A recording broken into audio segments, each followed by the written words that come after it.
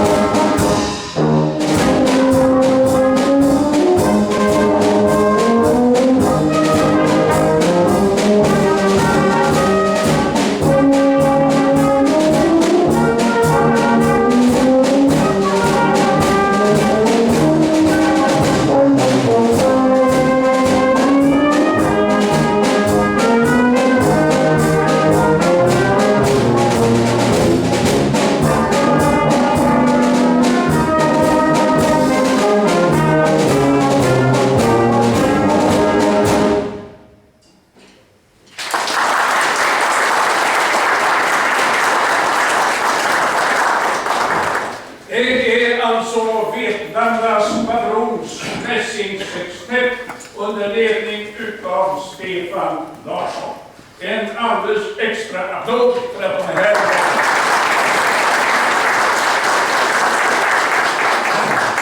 Ni vet redan vad det är för en uniform de har på sig. Och vi som bor lite längre upp i landet, vi är inte alltid så säkra på det. Men vi brukar sjunga en snapsvisa som börjar så här. Långt ner i Småland där rider själva djävulen med laddade pistoler och knallande gevär. Det här ska väl inte betraktas som förtal utan som ett intresse för åtminstone Albert Engström, som ju hade skäggprydnader sådana som liknade djävulens själv. Därmed så hamnade Smålands husarer och alltid hamnat i centrum utav alla krigiska förlopp i det gamla krigiska Sverige. Det vet ni förut. Allt ifrån Gustav Adolf strid, där han stupade i spetsen för Smålands ryttare, Lützen 1632, och långt fram i tiden till tobaksgreven Hamilton, vars son jag kände när jag var ung, och jag kan berätta länge om honom. Det behöver jag inte göra för er, för ni kan alltihopa förut. Men däremot så har ni rätt att undra vad det är för en marsch som nyss spelades, och den heter Utställningsmarsch. Och den är komponerad av Fredrik Sandström, som jag ska berätta lite mer om sedan. Men det är faktiskt så att utställning var något mycket märkvärdigt och viktigt på 1800-talet och fram till första världskriget. Utställningar, de internationella utställningarna och det som kallades världsutställningar, det var en slags fredlig krigföring, en konkurrens under nationalismens tid mellan olika nationer. Detta var ju också, märkligt nog, utvecklingsoptimismens tid. Man var ju övertygad om före 1914 att allt skulle bli bättre och bättre och fredligare. Samtidigt rustade man. Och vad det var för slags logik i det vet inte jag. Men marschen, den hette Utställningsmarsch. Och nu ska vi ha något lite mindre kritiskt. Det är den kända låten Till dans med Karlstad-tösra. Och då måste jag ju säga någonting om det också. Och där tänker de äldre av er på Selma Lagerlöf. Hon var inte precis någon Karlstad-tös, hon kunde ju inte dansa. Hon var ju låghalt. Men hon skrev ju Gösta Berlings saga. Och i den finns Liljekrona som spelar sin fiol. Vi har ingen violinist här. Och han spelar om och om igen en låt som hette, är någon som kommer ihåg det? La Cachucha. La Cachucha. Och jag har undrat hela mitt liv vad det var för en låt, ända till någon musikaliskt bildad person i stil med er som sitter här talade om för mig att det är samma låt som Känner du Fia Jansson som bor upp på Söder. Och då förstår man plötsligt vad den spanska musiken har betytt i Sverige. Men nu är det inte spansk musik utan det är Karlstad-tösen jag pratar om. Monica Zetterlund kan man räknas dit. Uniformer där vi glider sig. Och vi känner också igen Danssport i vägen. Och nu har ni fått några associationskrokar att hänga upp er fantasivärld på. För när man nu spelar, då är det er fantasi som ska sättas i rörelse.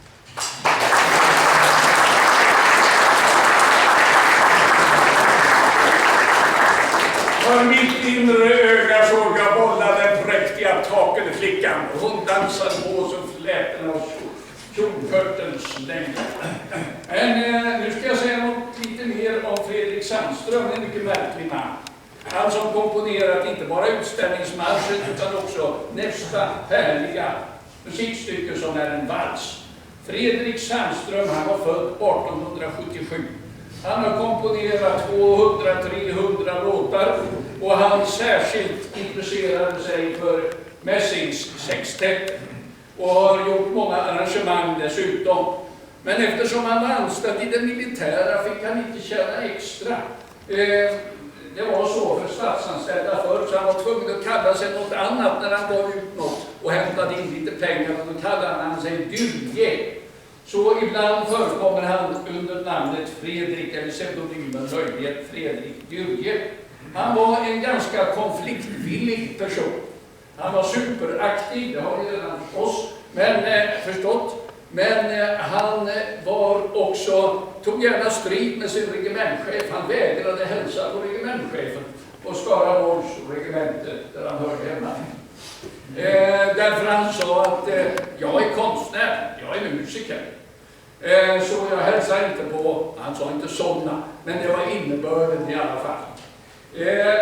Han söp till rätt bra innan, och det gjorde han ingen hemlighet av. Och det ledde då till att han så småningom hamnade på Venngarn och komponerade Venngarnsmarsch och Livet på Venngarn, och det skämdes han inte heller för. Hans mest kända marsch är marschen F-båten, den som komponerades i samband med insamlingen till pansarbåten. Ni vet att det skulle byggas en pansarbåt när första världskriget närmade sig. Den var tänkt att den skulle heta Sverige, men regeringen sa nej till båtens byggande. Och då satte man igång med det här Borggårdsmarschen till kungen på Borggården. Och så blev det så småningom en ny regering, och så började svenska folket under ledning av en biskop samla in pengar till ett pansarfartyg som verkligen också sedan blev av. Och i samband med detta 1912 så komponerade han marschen F-båten. Och nu tror ni att det är den som ska spelas, men det var det alltså inte. Utan det är en låt som kom till med på slump. Svenska folket så småningom blev svagt för Hawaii-melodier, kommer ni ihåg det? Jo, men jag vet inte riktigt hur det går till. Men det var liksom lite glidande toner, och för sitt inre öga så skulle vi alla se flickor på Hawaii som svängde rumpan under palmblad eller något liknande. Det var enormt populärt. Och då skulle man ge ut en sådan låt som hette Minnen från Hawaii. Det fanns väl inte många svenskar som hade några minnen från Hawaii, men det var A-sidan på den gamla stenkakan. På baksidan slängde man in en vals som hette Där näckrosen blommar. Den blev verkligt populär. Jag tror den var med i filmen Hon dansade en sommar. Och nu ska vi lyssna till denna fantastiska ursvenska vals.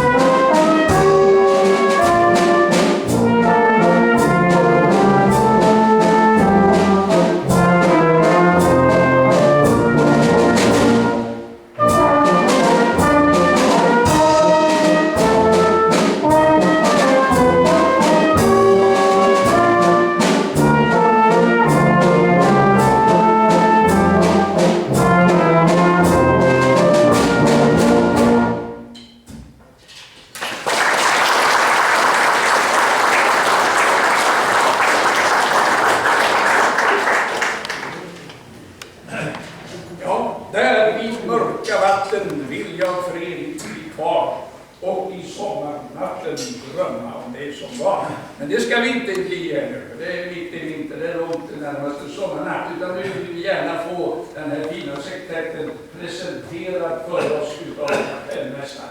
Kan du avslöja vilka det är som har gömt sig i de här vackra uniformerna? Det bästa jag står upp så jag hör vad jag säger. Ja. Det heter sextett, och ni kan ju alla räkna och säga att vi är 7. Ja. Så är vi sextett plus in. Men det är så här att sextetten är blåsarna och den viktiga slagverkaren, man är den 7:e mannen. Så vi kan väl börja med vår slagverkare som heter Leif Erlandsson. Alla infödda på eskornetten, jag vill påstå att det är det mest krävande instrumentet i den här sextetten faktiskt. Det spelar Erik Hultgren. Ja, lite större instrument spelar Johan Hagelin, och han spelar på B-kornett. Det instrumentet som är tyngst att bära, det spelar Palle Sjöstedt. Det har han också i kraft av sin ålder. Han spelar tuba. Eje Johansson, han spelar horn. Håkan Lindberg, han spelar euphonium. Nu ska vi polka istället. Och polka är en fantastisk dans. Jag har varit bosatt i Wien några år och sett folk polka iväg. Där kan de fortfarande polka. Och en gång på beväringshedarna så dansade beväringarna med varandra. För de behövde en motion och det var inte populärt på den tiden att springa 3 kilometer och sånt där. Utan man dansade. Och då dansade, det fanns ju inga flickor annat än på helgdagar, och då dansade beväringen med varandra. Och det gjorde de kanske också på den här heden som jag inte ens vet vad ligger. Och någon av er kanske vet det. Tumlighetspolka. Och jag är ganska säker på att tumlighet inte är en exercisplats. Men det låter som en exercisplats. Och det räcker för mig. Låt oss höra polkan.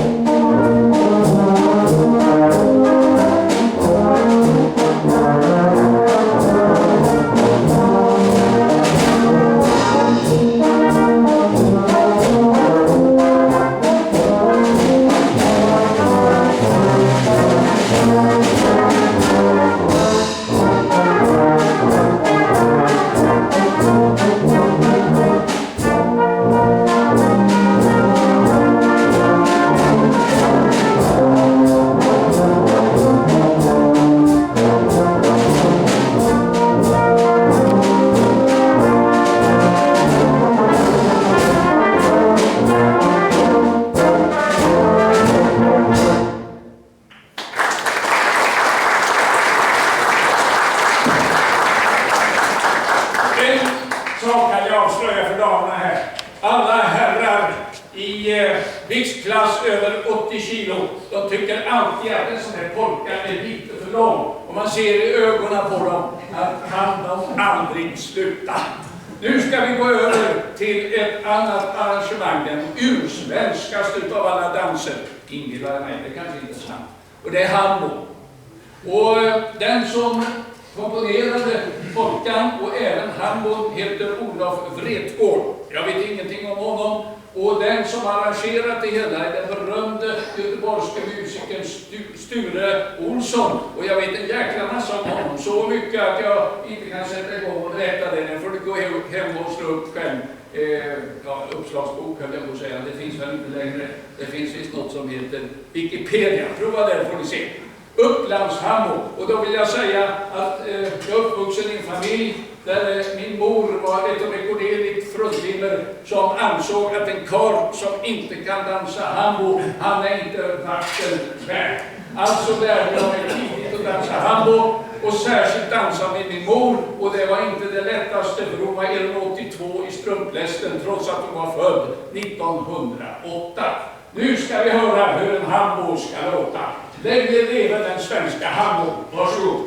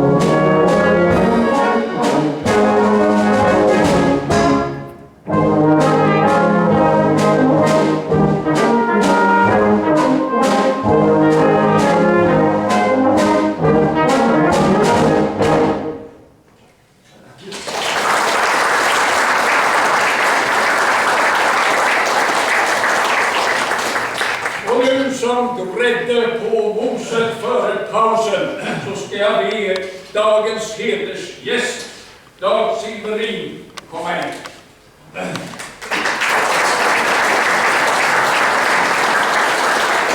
Och jag var med, jag sa Dag i farten för jag har många goda vänner som heter Dag, men det är ingen annan än Dag Silverin. Han har en underbar bas och han har 2 strängar på sin lyra. Den ena handlar om rysk litteraturhistoria som han studerar i Lund och jobbar med översättningar och annat sådant.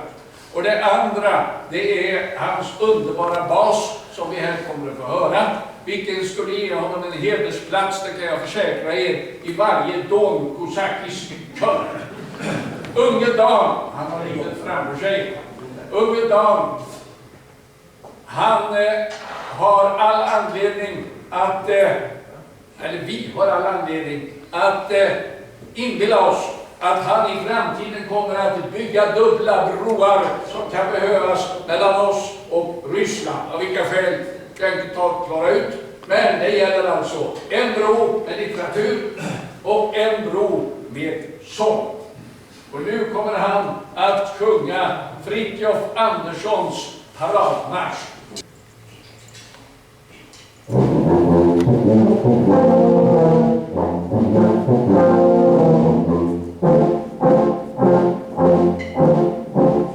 Här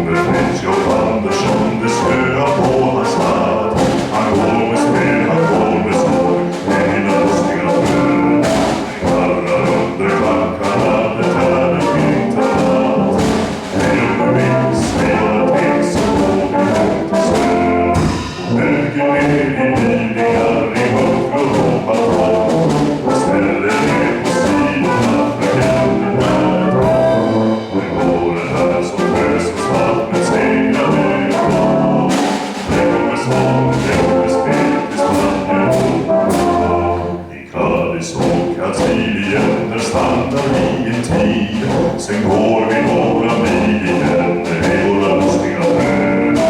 Kommer kung Alfons i oss och hälsar från Madrid. Hej och du minns mig bara till så går vi hem till Sverige. Belgien, Barcelona, Libanet och Bandistan. Och smäller här på sidorna släppar vår gamla var. Men åren här som är så snabbt men segrade ändå. Det kommer sång, det kommer spel, det smaller och vägarna vi vandra och på följorna vi går med spel, vi går med sång. Hela lustiga världar i alla sorters väder som vår Herre hittar på. Eller finns det bara till så går vi hem till Sverige. Öka dig nu pressande, vi skajar där vi går. Och skeppet själva friheten, det stämningen där på. Den segrade och är så snabbt, den segrade ändå. Den kommer sång, den kommer spel, det smaller och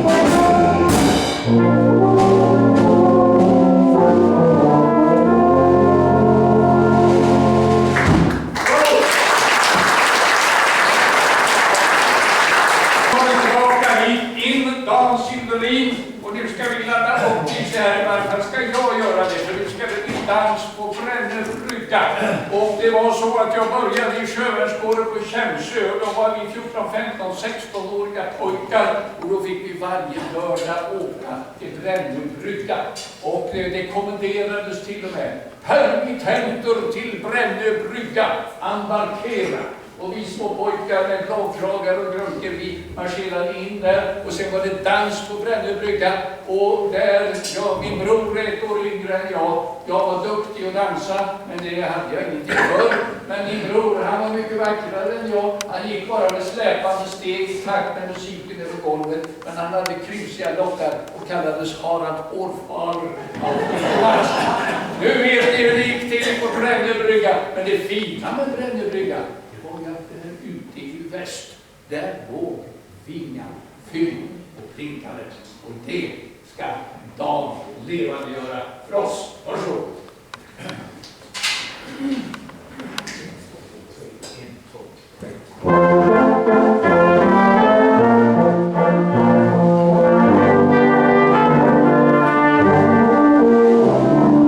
Kostnader, vindar och segel idag.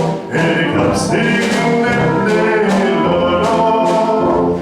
Ja, visst så förstår jag pojkarnas dag. De har lämnat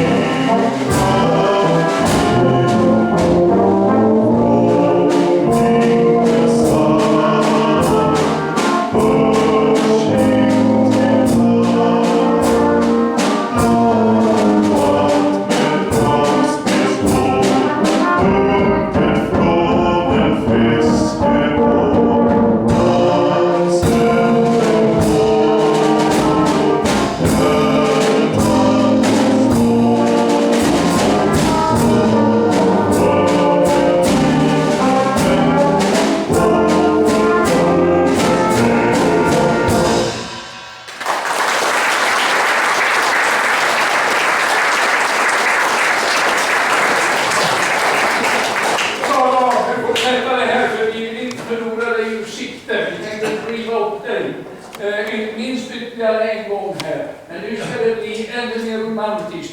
Därför att Gösta Rydbrand, han fick för sig att det var en fin symbolik i två rosenrankor som klättrar på varsin sida av en trädgårdsmur. En är röd och en är vit. Och när de möts där uppe så slingrar de ihop sig på något vis. Och i texten står det att de pussas också. Hur det nu går till när två rosor pussas.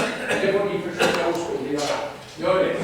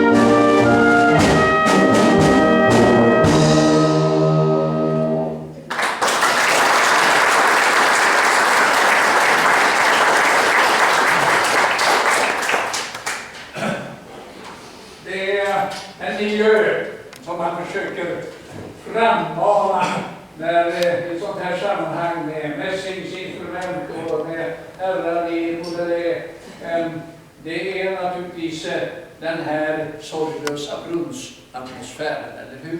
Och på den sorglösa brunn är ett underbart stycke, inte minst är texten härlig. Jag tror inte den passar sig för en bassångare, och därför har jag inte försökt pressa dem att sjunga sorglösa brunn. Istället får vi lyssna här till varför är det ingen is till punchen. Men det är ingen idé att lyssna på den om man inte återkallar i minnet vad som var så speciellt med punchen. Även den ett svenskt märke. Svensk flaggpunsch.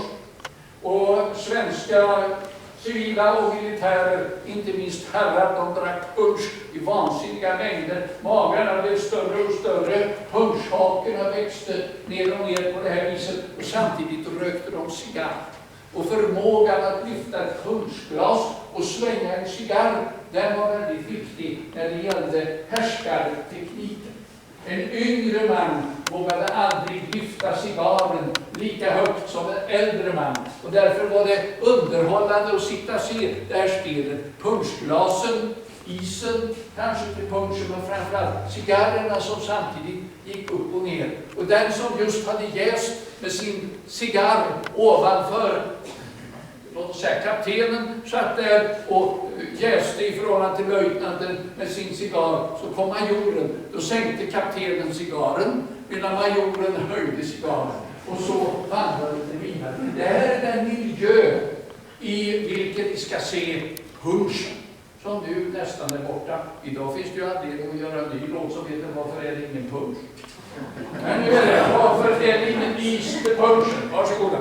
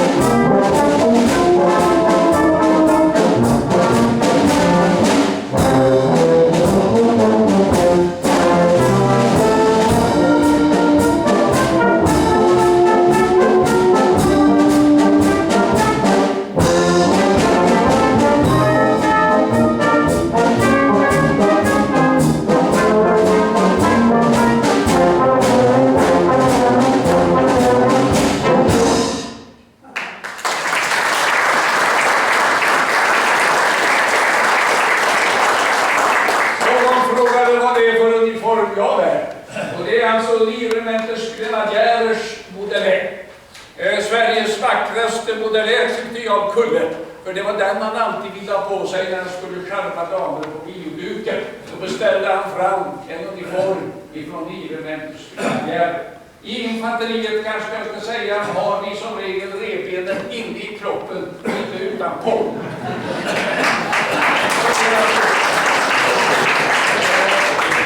Men nu kommer något som vi inte behöver presentera. Strö lite rosor på den väg vi vandrar. Den doftar, den har sin egen doft. Det är en doft av Ernst Wolf.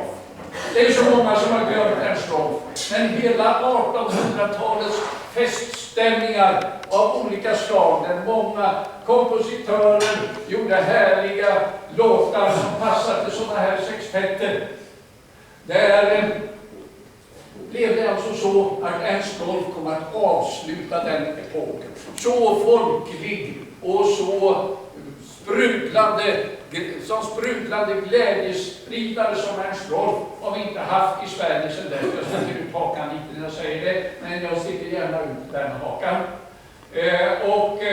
Det hör ni direkt när vi nu får höra Strö lite rosor på den väg vi vandrar.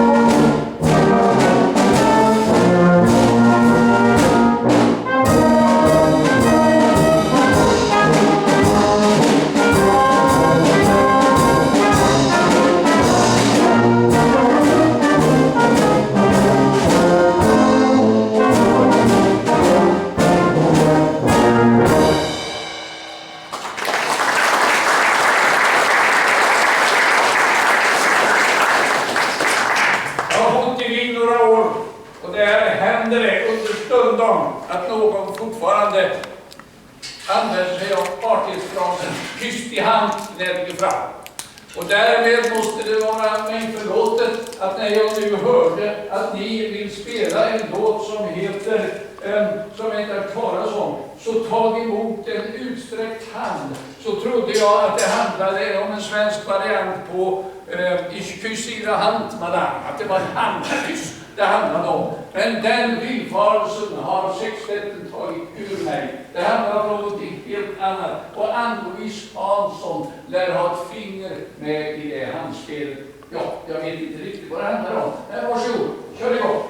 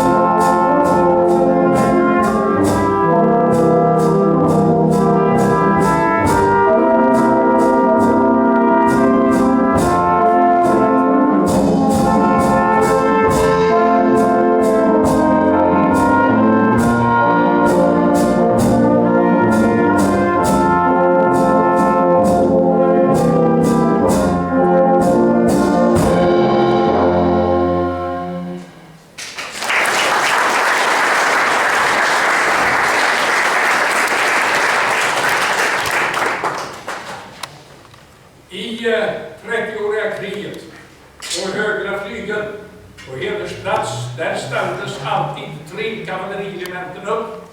Det ena var Upplandsryttare, föregångare till regementet Väst. Det andra var Hakkapelliterna, finska rytteriet, och det tredje var Smålands ryttare. Där stod de. Och jag vill gärna i förbigående säga till er, jag som har skrivit en bok eller ett par böcker om Poltava och den 12:s tid. Det finns ingen del av Svea rike som ställt så många regementen till kungens förfogande som Småland. Det fanns inget landskap som ställde upp fler regementen i Poltava och dessförinnan än vad Småland gjorde. Hur som helst, nu är det dags för Hakkapelliternas marsch. Ni vet de här finska ryttarna, de red fram och de talade förstås finska, så de ropade Hakkapelle, pojan, pojkar. Finns det några finnar här? Nej. Hakkapelle, pojan, pojkar. Alltså, hugg in nordiska pojkar, pojarna, nordiga. svenskarna ropade hurra! Och det har vi fått äta upp i Finland sedan dess. Därför att det kallas vi för hurri. Och det är ett öknamn på svenska. Så hurri och hattapelle. Och vad smålänningarna ropade, det vet inte jag. Jag hoppas de hurrade eller också gjorde de någonting annat. Det spelar inte så stor roll i det här sammanhanget. För det enda som betyder någonting nu, det är vad Dan Silverin gör. Därför att han ska sjunga den här marschen, finska rytteriets marsch, Europas äldsta belagda militärmarsch, som dessutom då kallas i Tyskland Schwedische Reitermarsch. Varsågod, Dan.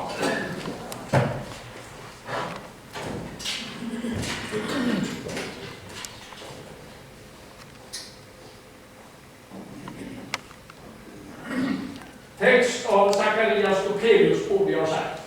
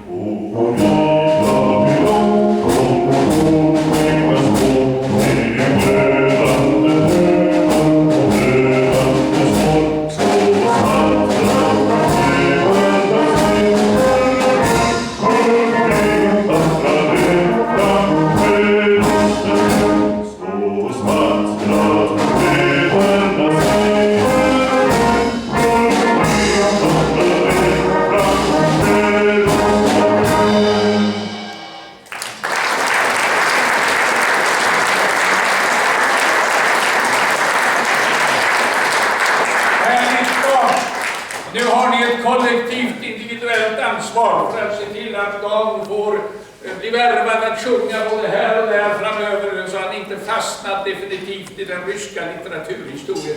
Och det är synd med en sådan röst. Så du, jag vill få fram med dig också. Tänk att jag